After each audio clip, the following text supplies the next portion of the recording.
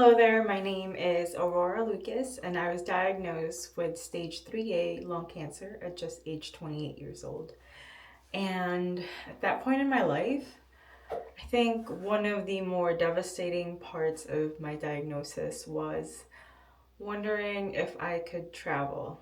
I remember after my 2 rounds of chemo and when my 30 days of radiation was almost done, I had a meeting or an appointment with my oncologist, my surgeon, and my radiologist. I remember they were sitting there and it was me and my husband. And you know what? I all of the information just went past my head. I remember they were talking, but then my body started to disassociate because I really could not believe that it was me. In my head, I was like, is this really happening? This just feels like a movie. It doesn't feel like it's really my life. And then they were done talking. They were like, Aurora, do you have any questions? And I just stared at them and I was like, am I still going to have a good life? Um, I planned to be a diplomat and I wanted to take the test. I was studying before all this diagnosis happened. Will I still be able to travel? And they just kind of acknowledged, I think they realized what was going on. And I was like, am I going to be able to travel? And they said, yes, of course, like when you heal and when you're feeling good and if you communicate well with the team, traveling can definitely happen afterwards. So, all of this to say, I know that lung cancer is the deadliest cancer out of all the other cancers, according to the American Cancer Society.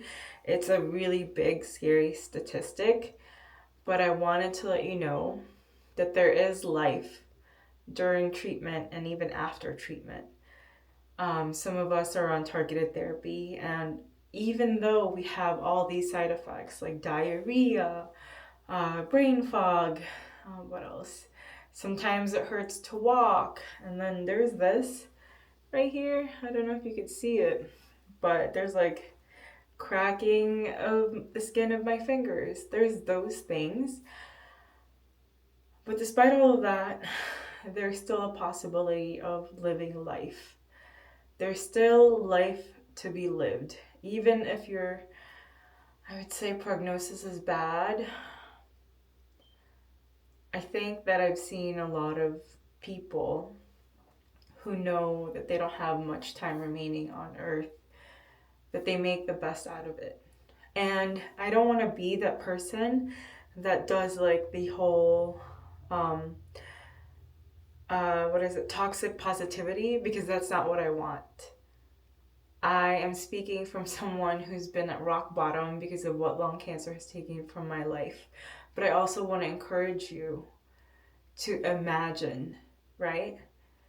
How will you live with lung cancer? How will you find joy in the midst of all this grief and heartbreak? I think those are questions I always ask myself every day. It's like, yes, I've been dealt with this bad card of life. I don't know how long I'll live, but one of the things that has brought me back to myself, my old self pre-diagnosis, and with the current woman I am, is traveling and being able to look forward to that. So whoever is on the side of the screen, whether you are on your phone or on your desktop, I want to encourage you to ask your oncologist if you're able to travel or if you're able to make those plans. I can't believe I went all by myself to Greece last June. And then being the person with the limited budget, I chose like my returning flight. I believe it was over 40 hours. That was a little bit much. Now I learned that I have to save a little bit extra so I don't have to choose the cheapest flight when I get back. But I'm still thankful for the experience. I was like, oh my gosh, like I'm overnight in Sweden and trying to find a bench to sleep in, But it was really cool to see that part of life. In Sweden, people felt totally safe at the airport. But those are things that make me feel young and whole and my best self. So I guess the question is not really just traveling, but what are things, even given this diagnosis, what are things that will bring you back to yourself? What are things that, will make you feel a little bit better back to yourself? Those are, me biking with my dogs, me traveling to a tropical place and speaking Spanish. Eventually, I want to go home to the Philippines and make that a normal thing and live between not just two continents, but three different countries. I am big on radical dreaming. I know the statistics. I read it all day. I know the statistics for us women of color and those that are marginalized. There are so many cards stacked against us. But I want to encourage you that to advocate for yourself as a patient, to ask your oncologist and your healthcare team those questions like, how will you travel? How can you make it happen? And then also, there are organizations. There's even another one I'm going to show you. It's called Epic Adventure. Hold on. Let me see the age, because I go to the ones that are just for young people, diagnosed 18 to 39, but I think Epic Experience doesn't have an age limit. Ooh, okay.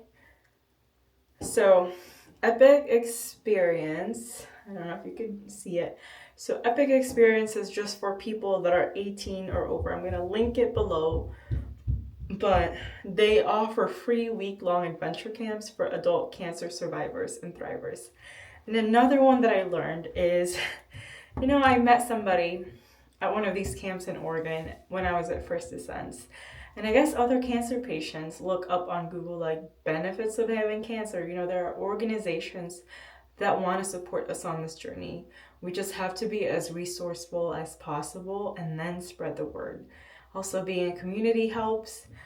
But yeah, if you have the time, there was even a time I was crying and like bawling my eyes out thinking life was over because I didn't have a lot of money, a career go-getter. So I was like, just having that pity party. It's okay, which by the way, it's okay to have a pity party, but then you have to find ways to get up eventually, right? So what I was doing was I was just Googling, free cancer trips or trips for cancer patients. And then I put it all like on a Google note. So if you have some time, that's probably a really good use of your time if you do love to travel and go on adventures. So yeah, traveling is not out of the picture. I really sincerely believe that for you. If you have limited mobility due to cancer or just, limited mobility already, I would say that there are ways that, traveling can be accommodated. And also, lung cancer counts, if you're stage 3 or 4, you can ask for accommodations at the airport, or I personally don't like theme parks, but I know other people do. You can let them know as well. With every company that you go with, there are accommodations for our disabilities. Even though it is hidden, there's a lot of chronic illnesses and disabilities that are hidden, and a lot of these companies will accommodate you. Okay, that is really all I have to say right now regarding this topic. But yeah, I absolutely love traveling, and I can talk about this topic all day. But let me know if you have any questions, comment below, and thank you for being here.